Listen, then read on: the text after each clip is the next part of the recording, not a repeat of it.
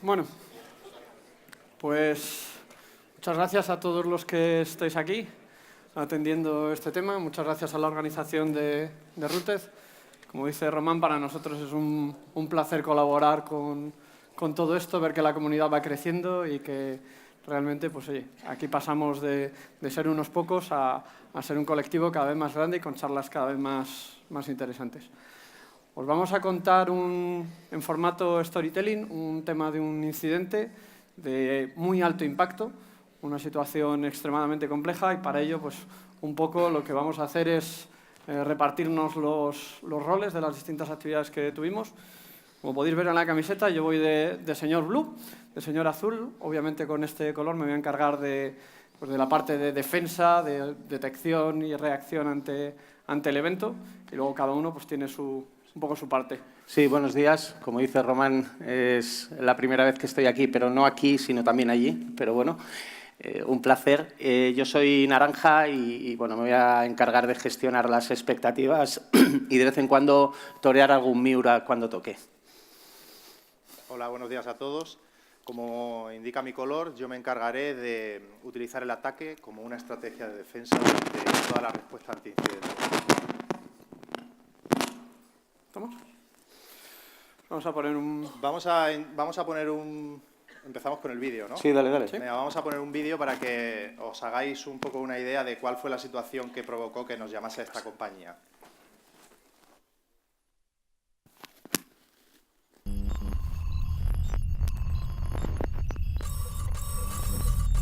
No hay audio. Páralo y pon el jack. Pon el mini jack. Está puesto. Ah. Efecto demo absoluto, y mira que lo hemos probado hace una hora. Ahora.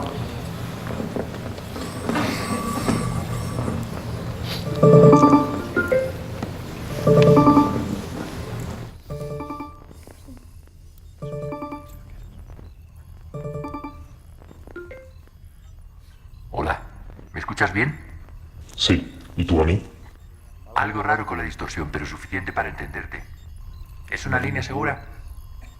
Hoy en día hay pocas comunicaciones seguras, y menos pasando por redes controladas por agencias, pero toma algunas precauciones y saltamos por nodos anónimos para evitar que nos traceen. Veo que leíste mi correo. Te queda muy bien esa máscara. ¿Seguiste el resto de instrucciones? Sí, al pie de la letra. Pero esta situación me tiene algo tenso. Me da miedo meterme en problemas. Tranquilo, si sigues todas nuestras indicaciones no los tendrás. Nadie sabrá que nos has ayudado y tú tendrás lo que quieres. ¿Conseguiste acceso a los servidores? Estoy intentándolo. Casi lo tengo, pero es difícil hacerlo sin que se den cuenta. Y eso me ralentiza.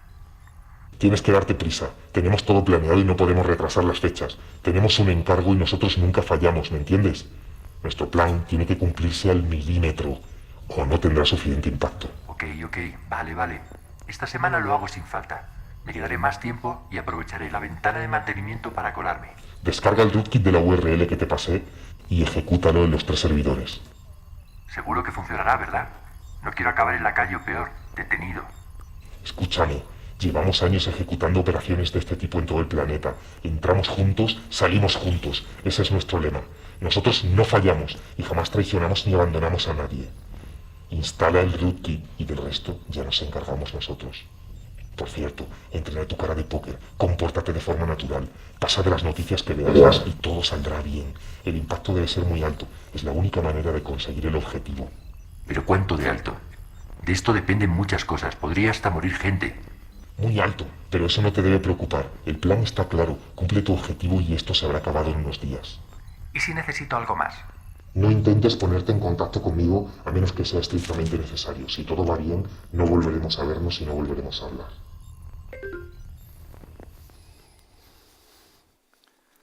Bueno, como habéis visto, hemos caracterizado un poco la situación y el escenario de partida. Obviamente, esto es una caracterización. Vamos a entender que una empresa de esas, una agencia de estas de 3 letras captura algo de información, no sacan nada más. Y un cliente nos llama pues en momento de crisis porque está viendo que se está materializando o está en curso un intento de alto impacto sobre su organización. Vamos a poner en contexto el entorno, primero, porque obviamente, dependiendo de la organización y su fingerprint, cambia muchísimo cómo vamos a tener que tratar de defenderla, ¿vale? Primero de todo, vamos a ver el país. El país en el que estamos ubicados es Absetia, es un país en el Cáucaso, es un país con una cierta inestabilidad política. Como sabéis, Absetia es independiente desde 1992 y bueno, es un entorno democrático, pero evidentemente con alta influencia digamos, de Occidente yéndose hacia ese ámbito, ¿no? Con lo cual, bueno, pues ahí hay varios bloques y hay una cierta inestabilidad geopolítica. Por lo mismo, como veis arriba, es el paso del gasoducto principal de toda la extracción de gas del Mar Caspio y además tiene bastantes reservas en el Mar Negro, donde tiene costa, ¿vale? Con lo cual, evidentemente, depende muchísimo de todo lo que es la gestión del gas, que es uno de sus mayores, digamos, contribuidores en su Producto Interior Bruto. Nuestro cliente, pues, es Gasetia, es una empresa pública privatizada, de la cual todavía forma parte el Estado, y su core business, digamos, su actividad principal, evidentemente, está en la extracción y en el transporte de gas a través de los gasoductos. En cualquier caso, se ha diversificado, tiene también renovables en distintos países, sobre todo por el ámbito de África para fotovoltaicas, por el ámbito de biogás para Asia, y luego tiene también infraestructuras de servicios, sobre todo el puerto es crítico porque tienen también todo el transporte de gas, porque además tienen transporte de personas, aeropuerto, etcétera. Como veis, tienen concesiones hasta el 2020 y por lo tanto se enfrentan ahora, son concesiones largas y se enfrentan a una renovación que es crítica para la empresa porque podría generar un impacto muy alto, ¿vale? Este es el entorno, el contexto en el que vamos a empezar. Y, por lo tanto, en el momento en el que nos llama el cliente, pues obviamente el cliente está en modo pánico, porque sabe que se enfrenta a una situación de alto impacto, sabe que le puede afectar y, obviamente, lo primero que nos pide es que pongamos en contexto esta amenaza y que entendamos dónde tenemos que estar, ¿vale? Aquí, fundamentalmente, lo primero que hacemos, sin duda, cuando están hablando de alto impacto, es entender qué puede ser un alto impacto para una organización.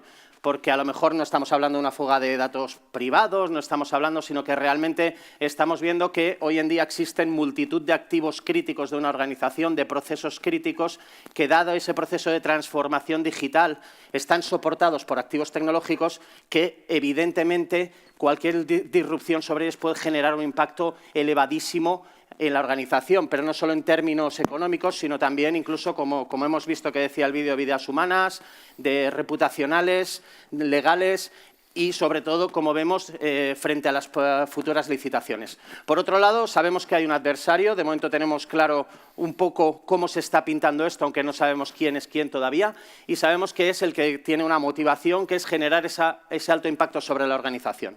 Vale, este es el punto de partida y sobre él vamos a intentar identificar cuáles son los puntos críticos en este caso, para después lanzar todas las capacidades. A partir de ahí, vamos a intentar definir un poco el mapa de lo que sería la comunidad atacante para entender dónde estamos. Lo primero, el adversario es desconocido, pero vamos a asumir que es un competidor. El único que puede tener un interés grande en una disrupción, más allá de un Estado, que a lo mejor sería un ataque un poco más de Estado a Estado, sería un competidor que se enfrenta a esta licitación.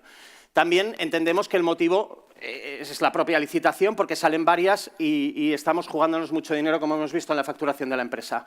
El vector, la disrupción, está claro, alto impacto, si estamos basándonos en esto y, por lo tanto, sabemos que probablemente su foco va a estar en gas, ¿vale? Los actores, tenemos claro que hay un crimen organizado externo de otro país y que internamente tienen un insider.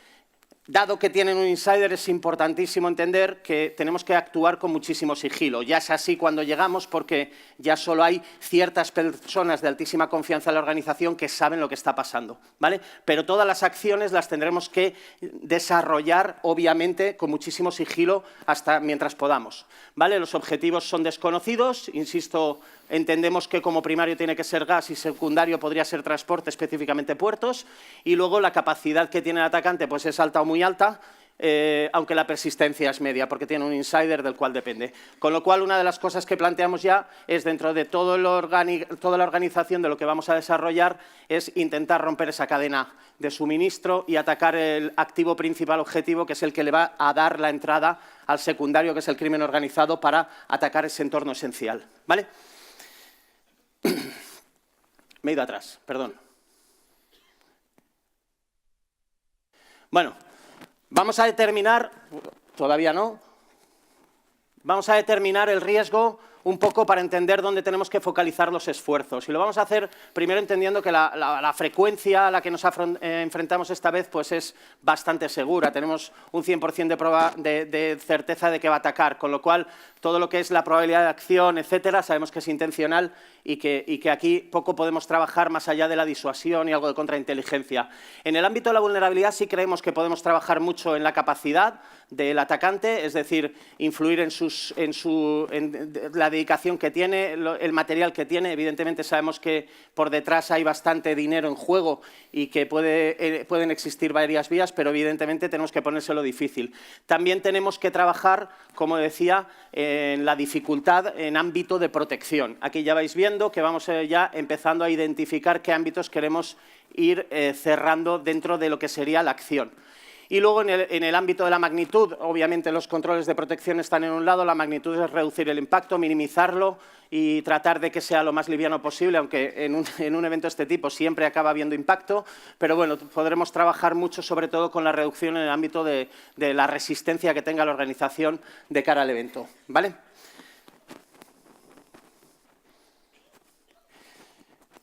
En esos... Otra vez voy para atrás, perdonadme. No va, ¿no? Vale, en ese ámbito, en el ámbito de la vulnerabilidad, nuestro objetivo, si hemos catalogado una capacidad alta o muy alta y hemos catalogado que hoy tenemos una dificultad amplia, es decir, pocas capacidades de defensa porque evidentemente incluso tienen un insider, nuestro objetivo va a ser reducir al máximo la probabilidad de la materialización de ese evento, ¿vale? Para ello, la reducción de las capacidades fundamentalmente va a ser trabajar mucho en el modus operandi, trabajar en la decepción, en que no consigan sus objetivos, anticipar, inteligencia. Todo esto evidentemente pues se va a encargar pues Rojo, que es quien realmente va a encargarse de toda la parte, digamos, de anticipación. En el ámbito de dificultad, por lo mismo, vamos a proteger la cadena, atacando la cadena de suministro, ver si somos capaces de romper esa cadena y si es la única vía de entrada. Vamos a trabajar en movimiento lateral, el control de acceso, la protección de activos, en esencia, la parte de blue. Y vuelvo otra vez, a ver si ahora lo doy hacia atrás. Vale, en el ámbito de magnitud, aquí obviamente también tenemos que trabajar. Sabemos que hay hasta vidas humanas en peligro, sabemos que la disrupción puede ser muy grande, sobre todo si centramos lo que sería el gasoducto, lo que sería la extracción de gas, y vamos a trabajar nuevamente, por un lado, en limitar la intención, ¿vale?, en la frecuencia. Vamos a ver si conseguimos disuadirlos, vamos a ver qué acciones llevamos a cabo de fuerzas y seguridad del Estado, comunicación, etcétera, para que en el momento en el que decidamos intentar que desistan del ataque. Y por otro lado, en lo que se refiere a limitar la magnitud, pues establecer estrategias que llevaremos o no a cabo en función de cómo se desarrolla el incidente. Respaldo, backup, gestión de crisis que tiene que estar activa ya, trabajar en degradado, hacer un blackout, es decir, establecer todos los mecanismos que querremos activar en uno u otro momento. Como veis, esta aproximación es muy rápida, muy directa y lo que busca es fundamentalmente definir las capacidades que van a llevarse a cabo a partir del momento ya que es el desembarco, ¿vale? Estamos en el paso cero y vamos a definir un cronograma de 5 grandes ámbitos. El primero, orquestar todo, cómo nos organizamos. El segundo, desplegar capacidades. Obviamente, tanto este como incluso capturar lo vamos a centrar en un ámbito de ocultación. Tenemos que ser muy cuidadosos, sabemos que hay muchísimos intereses y tenemos que ser muy cuidadosos en cómo desarrollamos todo esto. A partir de ahí, definiremos un momento en el que tomaremos el control y a partir de aquí estableceremos todos los mecanismos para recuperar con el mínimo impacto, ¿vale? Como veis, también hay una parte alta donde tenemos que empezar a trabajar toda la parte de impacto legal, económico, operativo, reputacional. Aquí no estamos solos, nosotros estamos orquestando todo este ámbito de protección y defensa, pero tenemos que alinearnos con la alta dirección, con despachos jurídicos que están contratados, con investigadores, con la gente del ciberseguro, etcétera. Con lo cual, va a haber varios comités, va a haber varios ámbitos de toma de decisión y aquí es donde Naranja, obviamente, pues tiene que estar muy alineado para precisamente trasladar el estado de situación de una forma muy clara. Bueno, ¿cómo vamos a orquestarlo? Pues vamos a hacer básicamente un despliegue en 3 grandes ámbitos. Como decía, el primero, más o menos ya lo he anticipado, y se centra fundamentalmente en evaluar las consecuencias y focalizarse en aquellos ámbitos donde realmente sabemos que podemos tener un éxito, que es reducir el impacto, intentar disuadir al atacante y, por otro lado, proteger, ¿vale? A partir de ahí estableceremos unos mecanismos de relación con los equipos de campo que van a estar en la parte tanto de investigación como de defensa.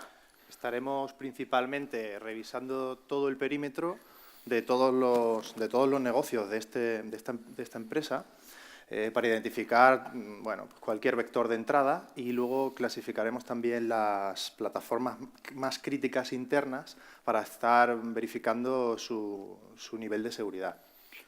Implementaremos también capacidades de inteligencia, monitorizaremos diferentes fuentes para intentar averiguar si el evento que viene pues tiene algún input en Internet de algún modo y estaremos en contacto también con esta agencia que nos estaba informando, ¿no? Desde la parte Blue, obviamente aquí lo que tendríamos es la parte más tradicional de respuesta ante incidentes, de entrar a la organización, clasificar los distintos activos en cuestión de la información que desde la parte del señor Rojo nos van mandando, intentar resolver las vulnerabilidades para reducir ese límite de exposición que hay, o como mínimo aumentar la dificultad que estábamos planteando para el atacante dentro de la estrategia general y obviamente pues también ver de qué manera podemos acotar la superficie de ataque, poner otras barreras de dificultad. Y, además, no solo aumentar en protección, sino también ser capaces de detectar si está pasando algo por allí dentro y reaccionar de manera adecuada, o incluso tener un plan B en caso de que realmente consigan sus objetivos y puedan hacer daño a la organización. Muy bien. Todo esto lo vamos a organizar con unos comités, obviamente, donde va a tener un liderazgo, un peso cada uno de los equipos. Evidentemente va a haber una parte más estratégica donde está la toma de decisión y el reporting. Aquí no nos engañemos, la toma de decisión la tiene al final las personas de más alto rango dentro de la compañía y aquí lo que tenemos es que darles todas las herramientas para la toma de decisión, ¿vale? Ese ámbito tiene que tener representación de las tres áreas de trabajo que estamos llevando a cabo, pero evidentemente con un peso mayor de la parte naranja. Por otro lado, vamos a tener el comité de crisis más operativo, en el cual pues, nos vamos a unir a los negocios y vamos a trabajar con gente de confianza específica para poder definir las acciones en cada uno de los ámbitos de negocio y implicaciones también jurídicas internacionales, etcétera. Y, por último, un comité operativo de seguimiento, ¿vale? Esto es fundamental porque toda esta parte la tienes que desplegar el primer día, mientras ya los equipos rojo y azul están recogiendo información de la forma más sigilosa posible, pero que evidentemente te permita desde el minuto 1 ser capaz de desembarcar y desarrollar todas las capacidades orientadas al éxito que te estás marcando. Bueno, a partir de aquí pasamos ya al trabajo directamente y entramos en la parte de desplegar capacidades. Si cogemos la fase de despliegue desde el punto de vista azul, lo primero obviamente es enterarnos de cuál es el entorno, lo que denominamos el teatro de operaciones. Tenemos que saber primero de qué estamos hablando en cuestión de activos, en cuestión de subempresas, etcétera. Hacerte una idea de lo que es una empresa de este calibre y de esta magnitud en una mañana es algo de una complejidad bastante elevada, pero de una manera u otra tienes que conseguirlo porque tienes que poder entender cómo se materializarían los atacantes o cuando de la manera más táctica la gente del red te vaya diciendo he encontrado este elemento o he encontrado este otro, tienes que poderlo identificar y ver cómo se mapea esa vulnerabilidad técnica con acciones que vas a poder hacer. Entonces, uno de los primeros puntos, que más o menos lo tenemos ahí representado, es dibujar ese teatro de operaciones. Al final aquí tendríamos unos servicios centrales con el CPD principal, oficinas distribuidas por todo el país y luego, como grandes núcleos, los distintos entornos más operativos, el puerto, el aeropuerto, toda la parte de extracción, distribución de gas, con las plantas, etcétera, alguna cosita en otros países y un pequeño entorno de cloud. Sobre esto, y una vez cogida la pintura global, nuestro objetivo es entender de qué herramientas disponemos a la hora de poder defender este entorno. ¿Qué medidas hay? Yo tengo unos firewalls que voy a poder utilizar para poner unas medidas de seguridad, qué tipo de tecnología tenemos, cómo están conectados los sistemas entre sí, qué criticidad tienen, etc. Entonces, lo primero es enterarse de cuál es este mapa y con qué herramientas vas a poder después jugar para tomar decisiones. Eso desde la parte de protección. La segunda línea que tenemos que tener bien trabajada es detección y respuesta. Nosotros queremos saber de qué manera podemos identificar información que está pasando en la red, si el atacante realmente está haciendo cosas, cuáles son los puntos en los que vamos a poder obtener esa información y cómo de preparado o no vamos a estar para tomar unas acciones.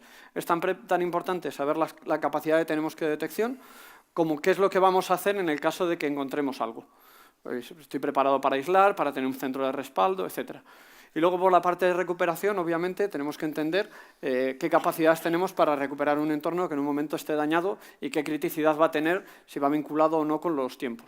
Necesitamos saber cuáles son los famosos RTOs y RPOs de contingencia, cuánto tiempo puedo tener un entorno caído o no, y qué capacidades dispongo para mantenerlo. Oye, pues esto lo tengo duplicado y está en activo-activo, o aquí tengo un backup, tardaría tanto en recuperarlo, etcétera, etcétera.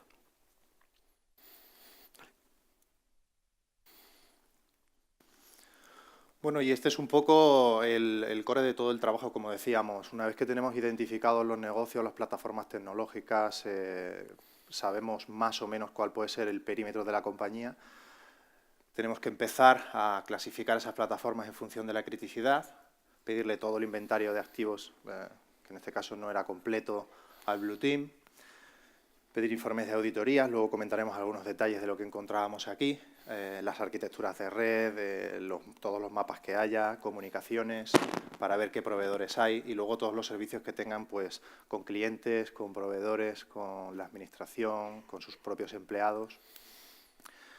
Aquí se centraba un poco esta tarea y la tenemos que hacer pues, a toda velocidad porque teníamos un margen de tiempo muy pequeño. Este es un poco el esquema de coordinación que teníamos para trabajar lo más rápido posible, sin olvidar nada y estando en constante comunicación e informados, ¿no? Primero teníamos a los 3 equipos trabajando en paralelo. Naranja coordinaba con alta dirección y con todos los negocios y nos iba sugiriendo en función de... ¿Se me oye? Sí. Y aquí, Rojo, comentar que el entorno era bastante complicado, las personas y los interlocutores eran siempre validados por alta dirección e incluso las salas donde trabajábamos o muchas veces fuera las teníamos siempre pues, porque había absoluta paranoia, con lo cual teníamos que mirar micros, conexiones, si nos seguían, sabíamos que había mucho interés en juego, con lo cual entended que todo este despliegue en todo momento ha sido en un perfil bajísimo mientras lo hacíamos. Bueno, como principal tarea lo que teníamos era el análisis de vulnerabilidades, encontrar brechas, intentar penetrar. Sobre todo nos centramos en las vulnerabilidades más críticas, altas críticas, y si alguna combinación de ellas podía dar acceso a la compañía. La estrategia luego se lo pasábamos a Blue, como comentaré abajo, con unos parámetros que a nosotros nos interesaban para que el equipo pudiera definir qué hacer en cada momento. Pero bueno, como teníamos que tener un perfil muy bajo y teníamos que cuidar mucho que no nos detectasen, o al menos no armar mucho ruido, pues tuvimos que tirar de servidores fuera, que nadie nos pudiera trazar, montar herramientas en otros sitios y lanzar, ¿no? Lanzar ataque. Una vez que teníamos un poco el análisis de vulnerabilidades hecho, si también cuando conseguíamos penetrar mirábamos a ver en qué parte de la red acabábamos, porque a veces todo estaba un poco mezclado. Y de ahí sacábamos un reporte de vulnerabilidades que se centraba básicamente en decir, oye, mira, he encontrado esto, he llegado hasta aquí, esta la he podido explotar, esta es súper complicada de explotar, pero te la paso y te digo la criticidad. Y luego teníamos estos 3 parámetros, ¿no? La complejidad técnica, la información que requería un atacante para poder explotar eso y saber qué había detrás para ver si le interesaba o no entrar, y la probabilidad de que la prueba o ese ataque sea detectado. Cada vez que estos caballeros nos pasaban alguna cosa, pues desde la parte Blue, en la medida de lo posible y dentro de ese sigilo, se veía si teníamos capacidad de obrar y podíamos de alguna manera mitigarlo o tenerlo preparado para hacerlo o parchear simplemente porque lo metías dentro de la rutina normal y se podía parchear, meterlo como si fuera un un parche normal. Pero claro, esto era, normalmente estamos acostumbrados a trabajos de vulnerabilidades, que estás semanas y haces un informe, etcétera. Aquí estamos hablando de una interlocución sistemática, automática, y con cada cosa. Acabo de encontrar un no sé qué en esta máquina, venga, pásame cuál, a ver, venga. Porque es que era la única manera de podernos organizar en una ventana de tiempo pequeña para un espectro que era gigante. Para la parte interna nos fuimos a una localización que tenía otras oficinas donde estábamos tranquilos y podíamos lanzar ataques dentro de la red. Bueno, pues ya ahí no teníamos más remedio que hacerlo de esa manera, y si nos detectaban pues ya nos avisarían también nuestros contactos dentro de la organización y desapareceríamos de allí. Pasa. Bueno, por último, por decir, ahí ponía, obviamente otra de nuestras labores era verificar que si corregían algo pues estaba adecuadamente parcheado, ¿no? Por lo tanto el fixed de aquí arriba. El enfoque era bottom-up. Nosotros teníamos que identificar todos los activos a partir de direcciones IP, consultábamos los rangos que tenía tanto los organismos de registradores públicos en todo el mundo como la información que nos daba la compañía, y a partir de ahí pues hablábamos internamente para ver a dónde correspondía cada uno de estos activos, ¿no?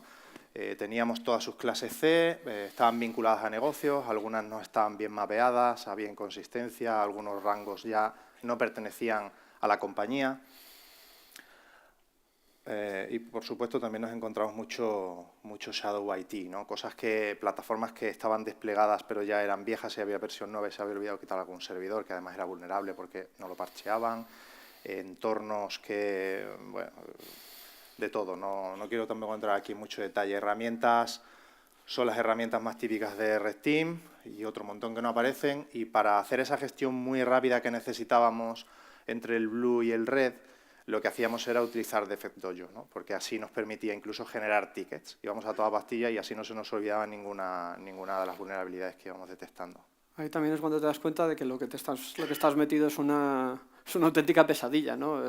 Sabes que tienes una persona dentro que tiene información, que le están hablando de servidores, de ventanas de mantenimiento, entonces sabrá datos, nos ponemos a hacer las primeras batidas, vemos lo complicado que es, y cuando empezamos a hacer los primeros análisis del red, pues nos encontramos un montón de vulnerabilidades, de sistemas obsoletos, etcétera, y te encuentras en la tesitura de intentar proteger un entorno grande con una situación de seguridad baja y sabiendo que tienes un atacante como mínimo profesionalizado que va a querer generar un impacto fuerte en la organización, ¿no? Hay un tema antes que he comentado de los informes de auditoría. Cuando los pedimos y empezamos a revisar las últimas auditorías, y esto lo cuento aquí para que todos los que hagan Red y, por supuesto, todos los que hagan Blue lo tengan en cuenta, había máquinas que estaban troyanizadas por la anterior empresa que había pasado por allí haciendo una auditoría. Es decir, había dejado usuarios administradores en las máquinas, había dejado software porque había descargado herramientas para pivotar.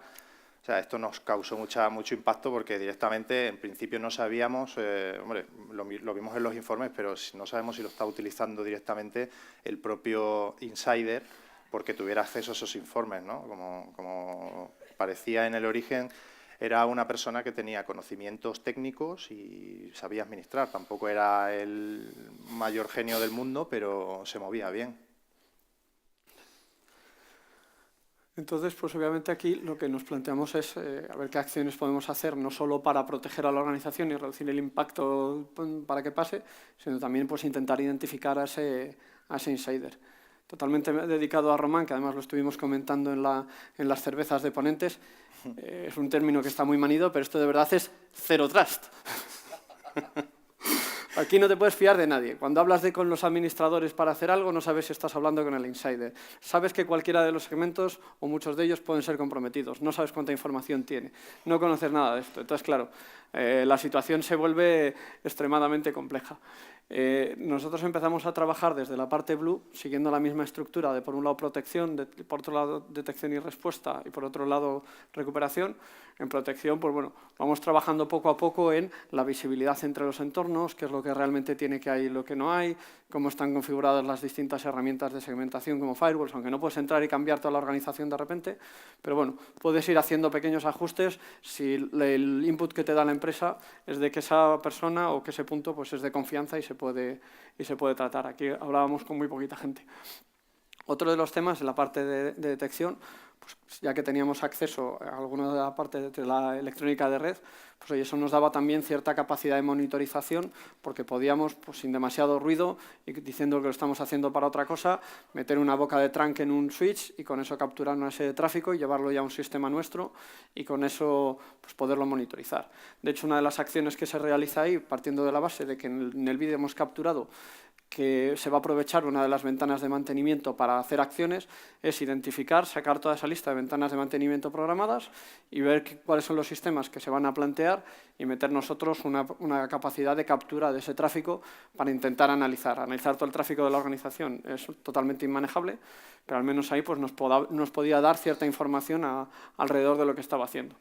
Luego, otra cosa de las que hicimos, partiendo de la base de que teníamos un insider, es asegurarnos que las copias de backup, que las copias de ciertos discos, etcétera, de lo que son los entornos más críticos, estaban totalmente fuera del acceso.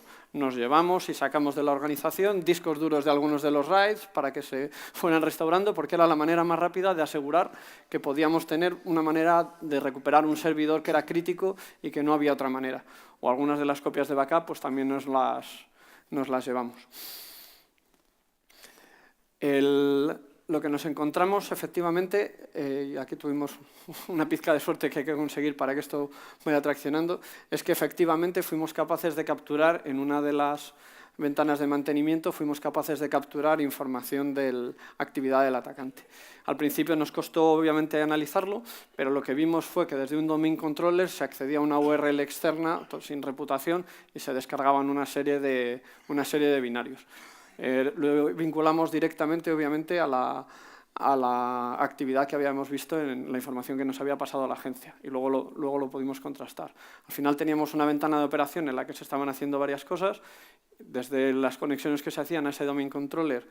No sabíamos cuánta gente ni cómo era exactamente el proceso de la puesta en producción, porque veíamos unas cuantas máquinas origen, pero sí que veíamos esa descarga del malware y después de esa descarga, desde el propio domain controller, un par de conexiones a un par de sistemas totalmente separados que no nos enganchaban en el resto de política, ¿no? Entonces, obviamente, aparte del resto de actividades y de seguir, nos pusimos una línea muy importante de investigar exactamente qué era lo que estaba pasando en este sistema y cómo podíamos tracear hacia atrás el entorno.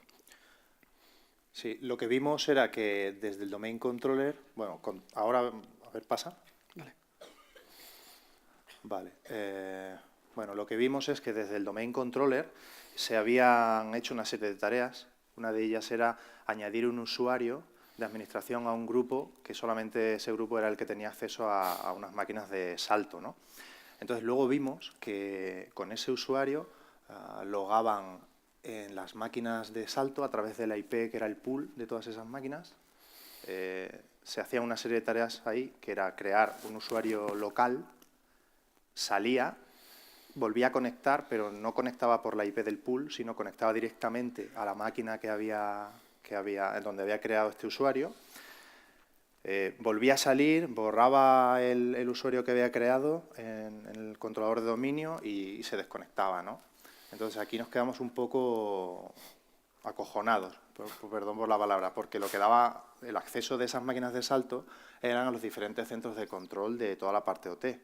Y entonces ahí ya, pues hombre, Orange empezó a comentar a todo el negocio la situación y se acojonaron un montón.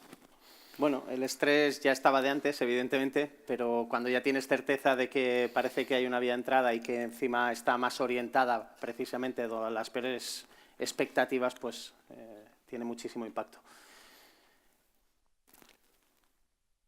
Tira para atrás. Ah. Me he pasado. Bueno, no pasa nada. Esto es el directo. A ver, aquí la idea era, si van a por los centros de control de los distintos negocios, lo que nos interesa es protegerlos a toda pastilla. Y aquí Blue tenía una parte muy importante. Aquí lo que nos pusimos, obviamente, era ver cuál era la estructura de autenticación y de acceso a los distintos entornos y cómo se estaba haciendo. Si nos encontramos una situación de seguridad un poco delicada en la parte de IT, pues obviamente en la parte de OT no queríamos ni pensarnos cómo íbamos a estar en cuanto a usuarios, versiones del software, etcétera. Y además es un tema que con el sigilo que estábamos haciendo, entrar a un centro de control y decir que hay que cambiar las máquinas, que hay que actualizarlas, que hay que cambiar los usuarios que están conectados 24/7, pues era una auténtica locura. En cualquier caso, sí que fuimos capaces de hacer unos pequeños ajustes en cuanto a entender parte de la visibilidad, parte del filtrado que había, pero una parte que es necesario desde negocio, el acceso normal desde el entorno más corporativo a los centros de control, a las estaciones de ingeniería para obtener información. Entonces, bueno, se pudieron hacer algunos ajustes en tanto en cuanto pues, cambiar alguno de los usuarios por defecto que había, etcétera, que partíamos de la base de que podía ser información que la organización supiera todo el mundo. Luego, siguiendo esa monitorización, lo que sí que nos encontramos es efectivamente después un acceso de este insider, de este atacante al entorno a verificar realmente si podía saltar hacia uno de ellos, específicamente fue al centro de control de gas, que era una cosa que nos inquietaba especialmente por el impacto que podía tener. Ya sospechábamos que iba a poder ser así y lo que pudimos monitorizar fue al atacante entrando en esa máquina de salto y desde ahí con un usuario de los de por defecto, con una clave de una trivialidad absoluta, que nuestros compañeros de la charla de antes se harán en la número 1 o en la número 2 de las que prueben, pues con una de esas pues, vemos que el usuario ha accedido y está realmente en el entorno de control. Desde ahí se pone a cargar una serie de herramientas, se inicia una labor de descubrimiento, de fingerprinting, de la tecnología y del distinto software que está corriendo. Troyanizó algunos de los servidores también. Y bueno, y ahora es cuando ya puede pasar. Este punto, que era lo que me decía Rojo, disculpad, es cuando ya empieza a existir un momento muy complicado en lo que es el comité de crisis y en la alta dirección, porque tienes que trasladarles en qué momento pulsas el botón rojo, ¿no? Ellos están entendiendo que ya ven una vía de entrada que la tenemos localizada, tenemos alternativas para plan B de aislamiento en caso de que lancemos la toma de control y es cuando ya entra la gran discusión de si lanzamos ya la toma de control porque ya tenemos la principal vía de entrada de máxima magnitud. En este punto es donde nosotros intentamos explicar dónde tenemos que ir y dónde no. Efectivamente. Y entonces ahora entra aquí lo que es un entorno de deception, ¿no? Para nosotros era muy importante proteger todos los entornos OT accesibles desde las máquinas de salto, pero ni de broma conseguíamos parchear a toda pastilla, cambiar absolutamente todo lo que existe en esas máquinas y que era vulnerable porque, para ser aquí honestos, no habían protegido esa infraestructura en mucho tiempo, salvo por las máquinas de salto. Entonces dijimos, bueno, pues si con un entorno de deception podemos detectar actividad del atacante, proteger el entorno y descubrir lo que hace, pues nos viene de perlas, ¿no? Un entorno de deception puede tener una campaña más dirigida o una campaña más genérica. La genérica es despliego elementos a través de toda mi infraestructura y si tocan alguno de ellos, pues me llegará una alerta, que además es muy interesante porque serán máquinas que no están conectadas al entorno de producción, pero son iguales y están en paralelo. Si alguien intenta entrar, escanearlas o incluso entra y se descarga algo, por ejemplo, inyectamos usuarios en memoria, se los descarga y los usa en otro entorno, sabemos incluso de dónde viene, cuál es la máquina que ha comprometido. Y luego tenemos las campañas dirigidas, donde ya tenemos algo de inteligencia previa y decidimos poner ciertos elementos que simulen ser el entorno real y que nos permitan a nosotros adelantarnos un paso al atacante, tener información, saber qué pretende, cómo pretende hacerlo y, por supuesto, que nosotros seamos los que controlamos la situación en todo momento y no él. Entonces, aquí sí que fue la decisión que tomamos. Pasa la siguiente. El atacante, cuando consiguió entrar al entorno, lo que se encontró es que habíamos desplegado una serie de máquinas exactamente iguales, algunas de ellas, otras parecidas y otras ni estaban, y habíamos simulado pues que desde la máquina de salto a la estación de ingeniería a la que llegaba era un Windows exactamente igual, pero sin el impacto de que accediera a la instalación de verdad, y una serie de servicios y otras máquinas que simulaban, bueno, son máquinas reales, son sistemas operativos reales, entonces para él era un entorno pues muy parecido, ¿no? El atacante lo que hizo fue en realidad troyanizar nuestro sistema y nosotros estuvimos viendo toda la información en tiempo real en la consola, ¿no? Esto fue muy interesante porque en este punto ya sabíamos lo que pretendía, entre aeropuertos, puertos, gases y tal, pues había tirado por la parte de gas. Y bueno, pues ¿cuál es el siguiente paso? Pues el siguiente paso es que, una vez ubicado el adversario, pues lógicamente se toma la decisión irrevocable de que actuamos y entramos en contingencia y tomamos el control de todos los sistemas y, evidentemente, erradicamos toda vía de entrada que tengamos controlada. A partir de ahí… Pero eso no se puede hacer. Entonces, ahí tuvimos una discusión y un enfrentamiento entre los tres grupos bastante grande, también enganchando un poco con la alta dirección.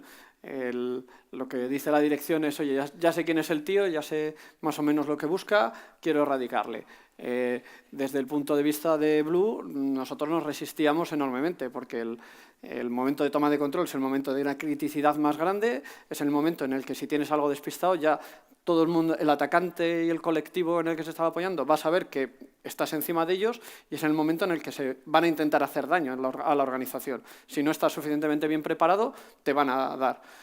Con la situación que teníamos, obviamente, desde el punto de vista Blue, no te estábamos preparados para hacer frente a una materialización de un ataque, porque va a generar un impacto muy grande. Pero desde el punto de vista naranja, la toma de decisión estaba muy clara. Es decir, hay que minimizar impacto y tenemos bastante claro por dónde va y, evidentemente, vamos a tener daños colaterales, vamos a tener problemas de producción, vamos a tener problemas de operativa, pero lo que no podemos arriesgarnos es a desconocer el momento en el que se materializa el ataque y que por mucha preparación tengan una vía de entrada alternativa a cualquier cosa y se materialice realmente. Con lo cual, este es el punto en el que, por mucha discusión que haya, se tiene que tomar el control. Preparar la toma de control es algo que también tiene una sofisticación alta, tiene bastante complejidad, sobre todo cuando sabemos que mucha parte de la infraestructura es débil y puede ser sujeta a un impacto muy alto. Entonces, con la información que tenemos y la organización, lo que se hace es preparar para un controlado de toda la parte de sistemas que pueda ser manejable para reducir al máximo la exposición. Todo lo que podamos manejar y que no genere un impacto absoluto en la organización, lo vamos a intentar parar, desactivar o aislar para reducir ese impacto. No sabemos si tenemos más insiders, no sabemos si tenemos más sistemas comprometidos. Entonces, ¿qué optamos? Pues por cortar por lo sano en todo lo posible. Se preparó el análisis de todas las comunicaciones mínimas y cómo podíamos desplegar el aislamiento de cada uno de los entornos para que el puerto, el aeropuerto, las oficinas, etcétera, estén aisladas unas de otras. No nos podemos permitir que si el atacante tiene acceso a una oficina pueda llegar al resto de servidores. Se contactó con los operadores de telefonía para desactivar todas las líneas de comunicaciones a nombre de la empresa que pudieran estar por allí, para no encontrarnos la situación de algo de Shadow IT con una conexión paralela que pudiera ser utilizada por un atacante. Se desactivaron los accesos remotos. A parte de los entornos se les avisó de que iba a haber una prueba de contingencia para que los responsables estuvieran físicamente presentes en el caso de que pasara algo para mejorar la recuperación de los sistemas y reducir los tiempos. Se preparó un tinglao de la leche para intentar preparar todo. Y, por supuesto, en paralelo, intentando sacar la información que pudiéramos de si estaba pasando. No nos vale con coger a esa persona, llamar a las fuerzas de seguridad y que se lo lleven y hacer un forensic a toda leche de su ordenador para ver qué información tiene, sino que tenemos que estar preparados para saber si están pasando más cosas en el entorno, desde el punto de vista Blue. Bueno. Claro, y durante toda esa parte también teníamos que garantizar el acceso por si acaso pasaba algo, el atacante había preparado alguna cosa. Entonces, como ya le teníamos identificado, procedimos a hacer un análisis forense de su máquina, vimos toda la actividad que podíamos identificar allí para sacar a qué entornos y a qué sistemas había podido estar accediendo durante un tiempo, tanto legítima como ilegítimamente. Estudiamos a través de diferentes herramientas, de su sistema y de todos los que tenía acceso, si había algo raro, todo lo rápido que podíamos.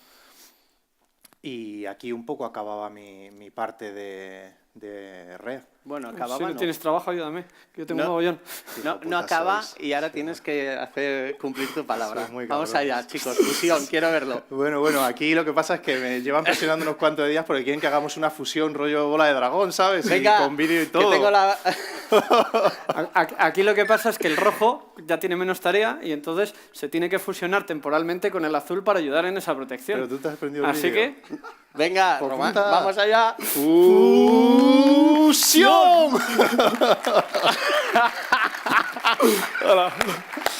Bueno, vamos a ver. Ha tenido huevos, ¿eh? Decía que no lo sabía, sí, ahí está. Venga, ponte azul, ya tenemos 2 azules. Vamos allá, bueno, ya queda muy poquito tiempo, pero vamos a la parte... Van a hacer memes de esto y lo sabéis. Yo el primero. Restauremos entorno.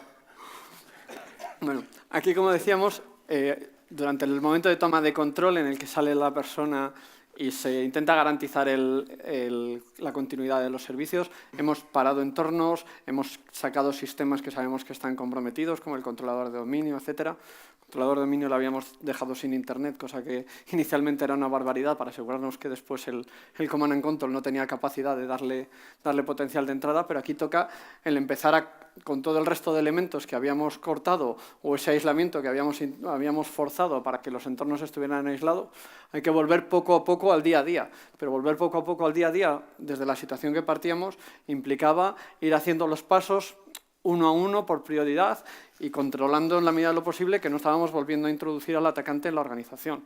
Entonces aquí pues habíamos hecho una estructura por procesos, por las criticidades y los tiempos que habíamos manejado y poco a poco pues nos tocaba volver a recuperar esas líneas de comunicación que los usuarios se quejaban, ese aislamiento que no funcionaba, que funcionaba y no permitía a los usuarios conectarse desde otros sitios e ir trabajando. A la vez que aprovechábamos a levantar los servidores, pues nuestro equipo red hacía ciertas pruebas sobre ellos, ahí lo que teníamos mirábamos a ver si se podían hacer ciertas mejoras en cuanto a su configuración y en cuanto a la recuperación, por si acaso generábamos algo. Y como teníamos un mapa de todos los servicios y de todo lo que estaba publicado antes de esa fase de recuperación, lo que hacíamos era controlar el perímetro constantemente, lo revisábamos y si había algún cambio en alguno de los servicios, de los puertos, de las versiones o de algo que no tuviésemos controlado, nos saltaba una alerta. En este caso todo fue bien y eso lo hicimos tanto para el perímetro externo, que teníamos todas las IPs, como para algunas de las plataformas críticas. No podíamos hacerlo en toda la organización, pero nos configuramos unas reglas de acceso desde una de las VLANs que teníamos controlada y desde allí estuvimos mirando específicamente 5 plataformas. Bueno, obviamente la crisis no acabó aquí, quedaba muchísimo trabajo posteriormente y ya queda pues primero esa alta concienciación que Gasetia tiene desde entonces en relación con la ciberseguridad, en relación con saber que su propio negocio se puede ver tan expuesto que incluso la propia viabilidad de la empresa puede quedar en entredicho por unos cuantos miles de dólares y alguna persona interna, ¿no? Pero más allá de eso, y en lo que se refiere pura y estrictamente a la crisis, pues podemos sacar algunas cuestiones que nos hacen reflexionar. Yo quiero quedarme en la primera. La primera es la línea roja de arriba, es decir, la línea roja de una organización no es la misma cuando está operando diariamente a cuando está en un escenario de crisis absoluto, ¿vale? Entonces, esas líneas rojas pueden ser legales, pueden ser de todo tipo y muchas veces pueden llegar a pasarse. Por lo tanto, no he querido poner ninguna explicación porque, evidentemente, pues eso ya depende mucho del propio ADN de quien toma la decisión y de lo que quiere o no quiere jugarse porque su apetito al riesgo cambia absolutamente. Más allá de eso, como decía, pues se derivan bastantes conclusiones, como por ejemplo las capacidades que tienes para responder a un incidente de alto impacto, especialmente las capacidades no solo de protección, sino de respuesta y recuperación, el orquestar todo ese incidente de una forma que seas capaz de dirigir las acciones específicamente a los riesgos que realmente afectan a la organización. Aquí estamos hablando de que evidentemente necesitamos capacidades de Blue, capacidades de red, pero sobre todo necesitamos dirigirlas para que realmente, en último término, todo vaya en la dirección de la supervivencia de la propia empresa.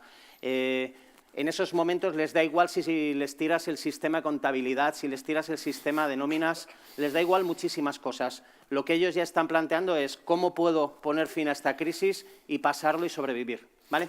Es muy curioso ver cómo tú haces un análisis de impacto en una empresa normal, que estás haciendo un BCP, preguntas por un sistema, no, este tiene que estar en 1 hora activo, no sé qué. Luego tienes esto mismo, una conversación equivalente en esta situación, 4 días, bueno, me apañaré, no te preocupes, tú 4 días, puedo, no te preocupes, ya hablo con no sé quién y esto puede estar tirado 4 días. Entonces, lo que es la criticidad real de los entornos y los tiempos que son manejables o no en una situación de estas, hemos visto que es muy distinto. Y el below the line, que no lo contamos, pero la crisis que trasladan, no solo ellos, sino la que tenemos nosotros, los equipos, y los momentos de estrés, de saber que te pueden estar vigilando, de saber que las consecuencias de lo que hagas pueden incluso poner en riesgo vidas, todo el trabajo que hay por detrás, pues obviamente os podéis imaginar que eso es una etapa de desembarco y de estrés absoluto. Y bueno, y eso es todo. A partir de aquí ya nos prestamos a vuestras preguntas y a la de Román. Gracias. Enhorabuena, ¿eh? Una pasada, la verdad. Me gustaría acabar todos los detalles dentro, pero... Uf. Julio. Hola, ¿qué tal? Muy interesante. Pero esto a mí me parece que barato no es, ¿sí? Quiero decir, ¿podéis darnos una idea de dimensionamiento? ¿Cuánta gente vuestra... o esto cuánto le ha costado a Gasetia, digamos, en tiempo, equipos, todas estas cosas, ¿no? A ver, el impacto económico de responder con un equipo altamente cualificado es insignificante con el apetito al riesgo. Claro, quiero decir, por ejemplo, ¿cuánta gente participa? Es que depende de la complejidad, depende de muchas cosas. Obviamente hemos puesto esta empresa, Gasetia. Gasetia factura 17.000 millones, no es lo mismo la diversificación que tenga, los entornos industriales, la dependencia, si tenemos un entorno muy crítico y otros menos críticos. Ahí ya tiene que depender. Puedes imaginarte que todas estas fases pueden durar desde que empieza la crisis hasta que se decide actuar y luego recuperar, pues pueden durar del orden de días, semanas, y las capacidades que pones allí son absolutas. Entonces, pues ya ahí depende, claro. Si te lo estás pensando, nos acercamos y hablamos.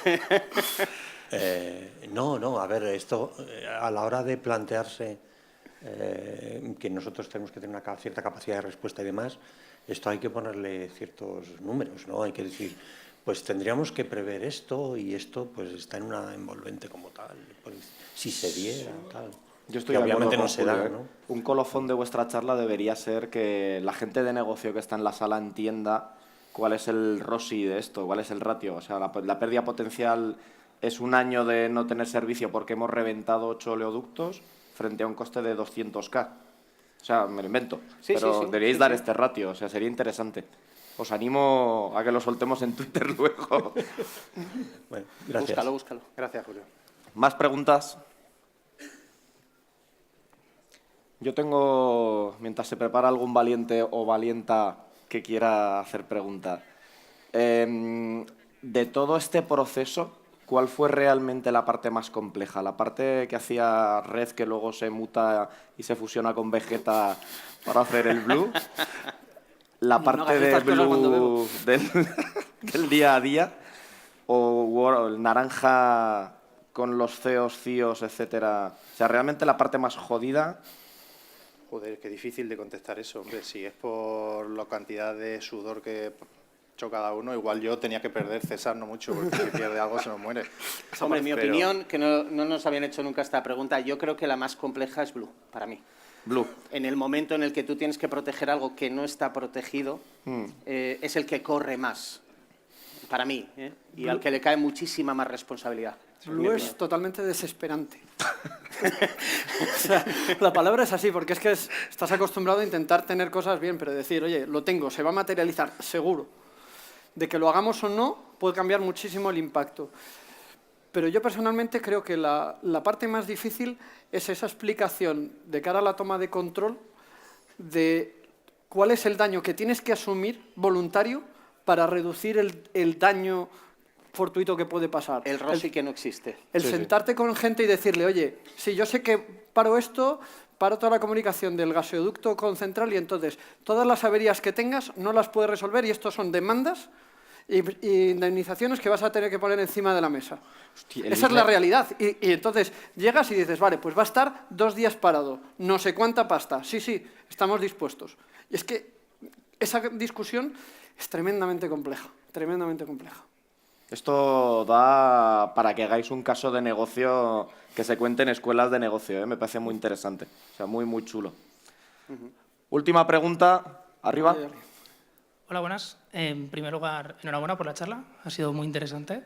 Quería preguntaros, desde la fase 0 hasta la 5, ¿cuánto tiempo se llevó? En el caso de Gasetia, estamos hablando de cuestión de días y bueno, algo más. Pero no estamos hablando de meses. Al final, desde que desembarcas, investigas y tal, sabíamos por la parte del mensaje que estábamos hablando de ventanas de mantenimiento. Una empresa como esta, en este caso, tenía 2 ventanas de mantenimiento semanales. Entonces tuvimos que entrar a la monitorización a toda velocidad. A los 2 días teníamos más o menos información de por dónde andaban los tiros. Y luego tardó un poquito más en entrar a la parte de cuando le cazamos en el intento de acceso al entorno de control, que parece que no conocía muy bien eso y simplemente estaba intentando coger información para apoyarse de cómo generar daño. Pero fue 1 semana y pico, 2. Sí, pero aclaración, hasta la 4, lo que es la recuperación Sí, bueno. ya es paulatina y dependiendo de la criticidad, pero hasta la toma de control eso. Vale, muchas gracias. Y la última pregunta ahora sí. Hola, buenas. Enhorabuena por la charla, muy interesante, la verdad. Yo es una pregunta técnica en el punto en que, como le metéis un honeypot al atacante, en donde desde la máquina de salto le simuláis todo lo que tenía antes, ese proceso, ¿cómo conseguisteis que no tuviese impacto en el resto de entorno? Porque entiendo que igual cambiando IPs del resto de máquinas o solo por DNS o como... Realmente solamente la máquina donde estaba el usuario local creado era la que veía el direccionamiento que habíamos clonado. No, vale. ¿Vale? Lo tuvimos que separar de esa manera. Hicimos un canuto y todo lo que veía él al otro lado, porque la suerte fue esa. Si no hubiéramos visto que había troyanizado una única máquina, bueno, que se había creado un usuario en esa máquina...